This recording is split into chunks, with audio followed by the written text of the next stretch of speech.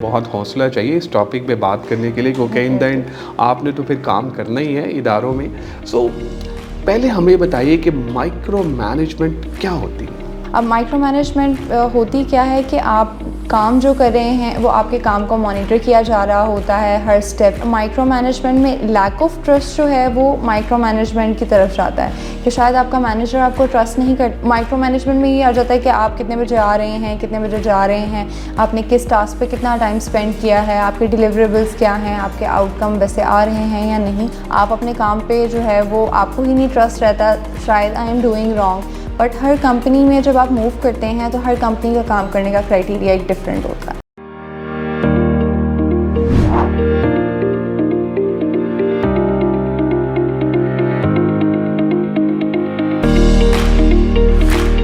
आउज़ बिल्लाहि मिनश शैतानिर रजीम, बिस्मिल्लाहिर रहमानिर रहीम। अल्लाहुम्मा सल्लि व सल्लिम अला सय्यिदिना मुहम्मदिन व आलिहि बिक़द्रि हुस्निही व जमालिही व नूरिही व कमालिही। अस्सलाम वालेकुम दोस्तों, हसन रज़ा आज एक दफ़ा फिर आपकी खिदमत में हाजिर है। दोस्तों, अब तक की अप्रिसिएशन और अब तक की कोऑपरेशन का बहुत बहुत शुक्रिया। दोस्तों, आज का जो हमारा टॉपिक है वो बहुत ही इंटरेस्टिंग है। इंटरेस्टिंग इसलिए है कि आपका फीडबैक भी हमें मिला था कि बहुत सारे ऐसे लोग इदारों में हैं जो कि माइक्रो मैनेजमेंट करते हैं।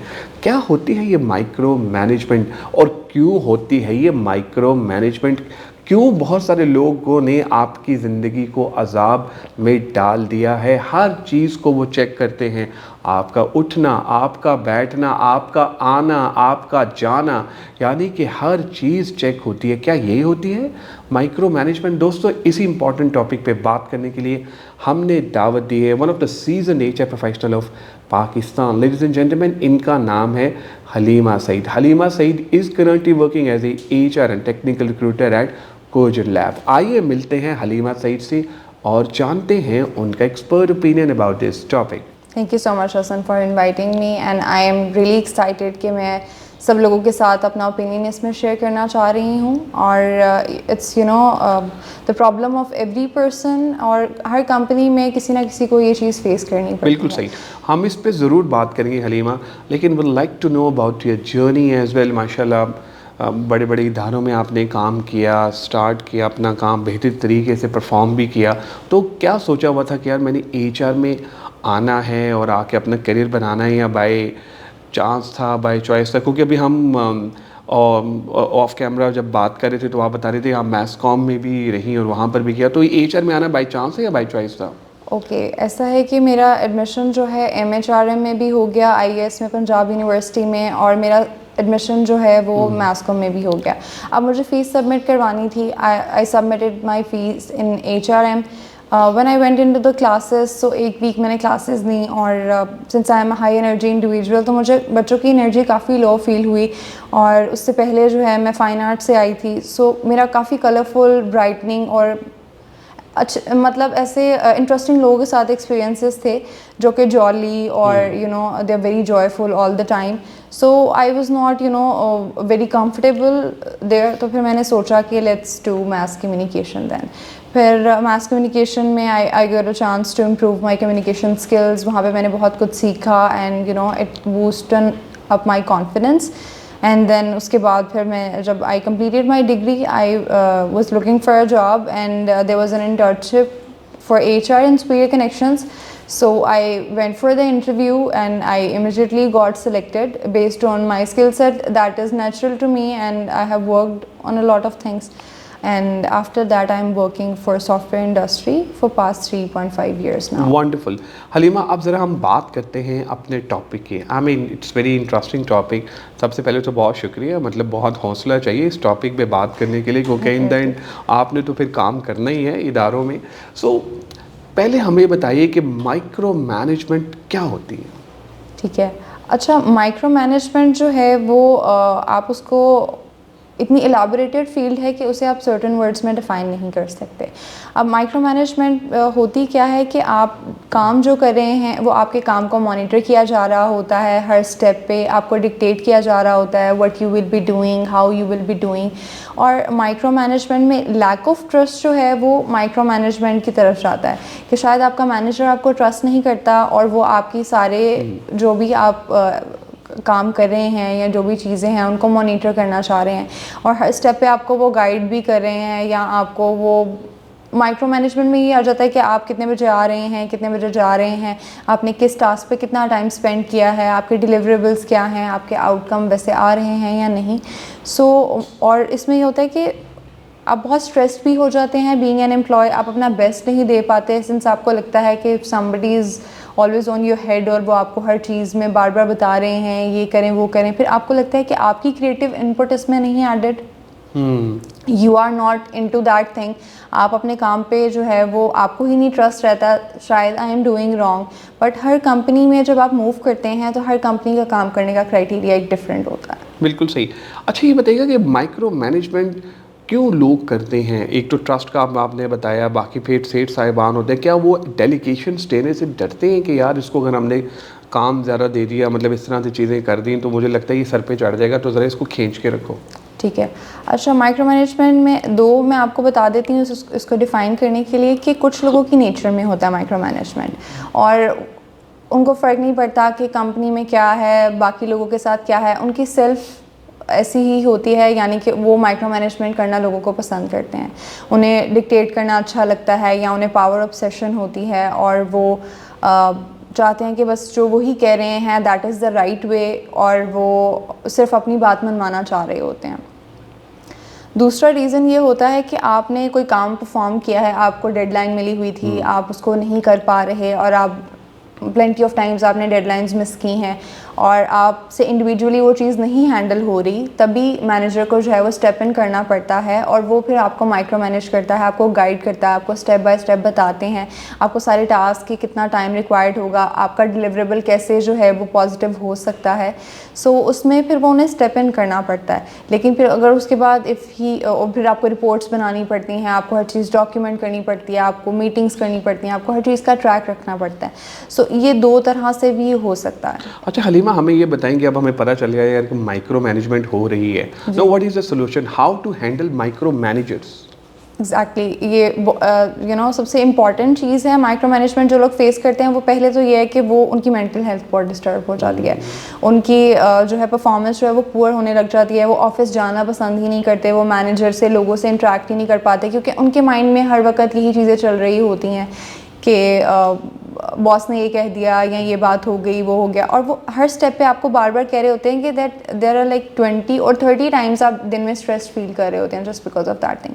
सो उससे ओवरकम करने का तरीका यही है कि आपने पैनिक नहीं करना, आपने देखना है कि उसका रूट कॉज क्या है, क्या मैंने कुछ ऐसा किया है जिसकी वजह से उन्हें ऐसा करना पड़ा है, या वो बाय नेचर ऐसे करें, या जानबूझ के वो मेरे साथ ऐसे कर रहे हैं, या मैं छोड़ के चला जाऊँ, या पिंच करना चाह रहे हैं। मल्टीपल रीजंस हो सकते हैं। If I'd like to fire someone, सो मैं उससे इतना ज़्यादा काम दूँ, अनरियलिस्टिक एक्सपेक्टेशंस उससे सेट कर लूँ, और उस अनरियलिस्टिक डेडलाइन सेट कर लूँ, उससे ये होता है कि वो बहुत ज़्यादा प्रेशराइज हो जाता है। जब आपका माइंड कहीं और चल रहा है, you are into pressure, your mental health is disturb, तो आप फोकस नहीं कर पाते। उसके लिए आपको क्या करना पड़ता है कि आपको अपने बॉस से क्लियर एक्सपेक्टेशन सेट करनी पड़ती हैं, because you at the end of the day working are for the same team. तो आप विन विन सिचुएशन क्रिएट करें, आप उनसे पूछें कि राइट पाथ क्या है, what he is actually looking into, या वो फिर जो डिज़ायरेबल उनके रिजल्ट्स हैं वो क्या एक्सपेक्ट कर रहे हैं, और जब फॉर एग्जांपल अगर वो अचीव कर लेंगे तो नेक्स्ट स्टेप क्या होगा। सो आपने उनके पर्सपेक्टिव से भी सोचना होता है, हम एम्प्लॉय पर्सपेक्टिव से सोच रहे होते हैं। कुछ कंपनीज़ में आपने देखा है जो CEOs होते हैं वो ही लीड कर रहे होते हैं HRs को या फिर रिक्रूटमेंट को। सो उसमें ये होता है कि वो बहुत एग्जेक्टिव लेवल की मैनेजमेंट बॉडी होती है, सो वो बहुत ज़्यादा कंसर्न्ड होते हैं if they are into this thing micro manage, तो वो फिर लोग हेजिटेट करते हैं कि if we will say something to CEO, so फिर क्या होगा। एक जॉब सिक्योरिटी, आपको पता है कि लोगों के माइंड में ये भी चीज़ आ रही होती है कि if they will say no, या फिर वो कोई चीज़ बात ऐसी करेंगे, मैनेजर का पता नहीं क्या रिएक्शन होगा, कंपनी में वो मुझे रहने देंगे या नहीं। सो बट आपको देखना है कि क्या चीज़ें हैं, वाकई आप उस पर काम करें, आप उन्हें क्लियरली बता सकते हैं कि ये चीज़ें हो सकती हैं या नहीं, लेकिन आपको ट्राई लाजमी करना चाहिए, मे बी उनका पर्सपेक्टिव भी ठीक हो। अमेजिंग हलीमा, अब ज़रा हम अपने फॉलोवर्स जो हैं उनके कुछ क्वेश्चंस हैं वो हम लेते हैं। अच्छा, एक क्वेश्चन हमारे फॉलोवर का बड़ा इंपॉर्टेंट है, मुझे लगता है बहुत रेलेवेंट भी है, वो ये है कि जो daily stand ups, daily meetings होती हैं, क्या ये भी माइक्रो मैनेजमेंट का पार्ट है कि नहीं, कि यार ये होनी चाहिए? क्योंकि देखिए आप भी माशाल्लाह सॉफ्टवेयर हाउसेस में काम करती हैं, टेक में हैं। तो टेक के जो टॉप लेवल के जो लोग होते हैं वो मैनेजमेंट को भी वैसे चला रहे होते हैं जैसे प्रोजेक्ट मैनेजमेंट को चला रहे होते हैं। जीरा पे आप अपडेट करें, बाकी जगहों पे जाके आप बताएं कि रोज़ कितने लोगों को इंटरव्यूज़ की कॉल्स की हैं, कितने लोगों ने उठाई, कितने लोगों ने बंद की, कितने लोगों से आपकी बात हुई। तो मतलब इस तरह की माइक्रो मैनेजमेंट भी कुछ जगहों पे हो रही हुई है।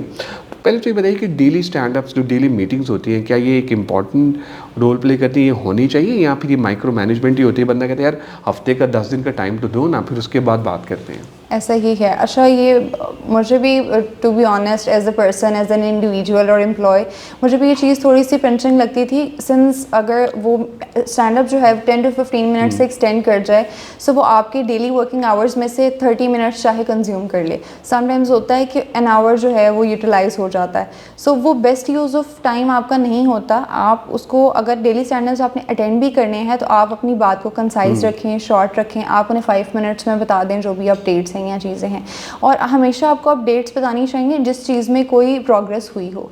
ऐसा नहीं है कि किसी चीज़ में प्रोग्रेस नहीं हुई आप उसको भी डिस्कस कर रहे हैं। तो स्टैंड अप लेने का भी एक तरीका है कि आप उसमें कैसे मैनेज करें। और प्लस एक होता है कि आप अगर आपके मैनेजर और या फिर आपकी टीम के बिटवीन मैनेजमेंट और आपके दरमियान एक कम्युनिकेशन गैप है, so they will not be aware of कि आप डे टू डे क्या टास्क परफॉर्म करें। वो पूरा दिन आपको बैठ के नहीं मॉनिटर करे, वो सिर्फ डेली स्टैंड अप में हेड्स अप लेना चाह रहे हैं कि कौन सी चीज़ें ऐसी हैं। लेकिन अगर आपको पूरा दिन भी डेली हर चीज़ स्टेप पे मैनेज किया जा रहा है, फिर डेली स्टैंड अप भी हो रही है, फिर भी मीटिंग्स हो रही हैं।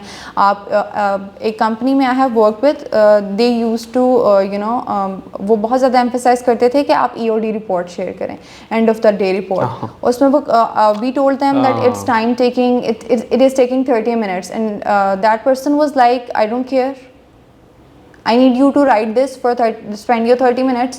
सो वो ये 8 वर्किंग आवर्स में से 30 मिनट्स उस चीज़ को उनके लिए वो इतनी इंपॉर्टेंट थी। लेकिन आई हैव वर्क विद कंपनीज जहाँ पे एक दिन छोड़ के एक दिन डेली स्टैंड-अप्स होते हैं, कहीं पे सिर्फ वीकली मीटिंग्स होती हैं। लेकिन अगेन कि आपने ट्रस्ट कितना बिल्ड किया हुआ है कंपनी में, उनको आइडिया है कि आपका वर्ड इज़ बॉन्ड है। If you have set a decided deadline कि मैं 7 डेज़ में आपको चीज़ दूंगा, तो वो आपको 7 डेज़ बाद ही पूछते हैं। बिल्कुल सही। अच्छा Halima, now we are going to wrap up. जो माइक्रो मैनेजमेंट कर रहे हैं उनको 2 से 3 कोई मैसेज आप देना चाहें कि भाई ये मेरा मैसेज है, आप ये करें? ठीक है। अच्छा, माइक्रो मैनेजर्स को मेरा मैसेज यही है कि वो उन्हें क्लियरली बताएं कि अगर उन्हें मैनेजमेंट प्रेशराइज़ कर रही है या कोई ऐसी चीज़ें, आई अंडरस्टैंड कि बिज़नेस में वो डायरेक्टली चीज़ें आपको नहीं बता सकते, मे बी उनको किसी चीज़ का फेयर हो, लेकिन उनको अपने मूड के साथ अपनी टीम को ट्रीट नहीं करना चाहिए। If you are not in a good mood, so you decided to कि आज मैंने इसकी क्लास करनी है, भाई मैंने इसको कहने के सारी चीज़ें उठा के ले आइए बस। मैंने हर बंदे को पूछना है कि मुझे 2 महीने की रिपोर्ट निकाल दें, मुझे ये बता दें, मुझे वो बता दें, जस्ट बिकॉज के you were feeling like it. ठीक है, सो आपके मूड्स कभी भी आपके माइक्रो मैनेजमेंट के साथ अलाइन नहीं होने चाहिए। और दूसरा ये है कि आप जो है उन्हें अगर वाकई हेल्प आउट करना चाह रहे हैं, उनके प्रॉब्लम्स, उनके सोल्यूशंस दें। अगर वो आपको अपने प्रॉब्लम्स बताएं मीटिंग्स में, या फिर आपको वो बताएं कि इसका कॉज क्या है, rather than ignoring it and telling them that you need to find this solution, तो फिर आपकी कॉन्ट्रीब्यूशन कहाँ पे है? बिल्कुल सही। Thank you very much Halima for your time, for your support. I mean you are an amazing speaker. Thank you very much. Welcome. आप लोगों का ही बहुत शुक्रिया आज के एपिसोड देखने का। मैं उम्मीद करता हूँ कि आज के एपिसोड आपको पसंद आई होगी। हलीमा सईद हमारे साथ थी। इन्होंने हमें बताया कि माइक्रो मैनेजमेंट क्या होती है, और माइक्रो मैनेजर्स, जी हाँ, जो लोग आपकी ज़िंदगी को अजाब जिन्होंने बना दिया है, जिन्होंने आपका जीना मुश्किल कर दिया है, उनको हैंडल कैसे करना है।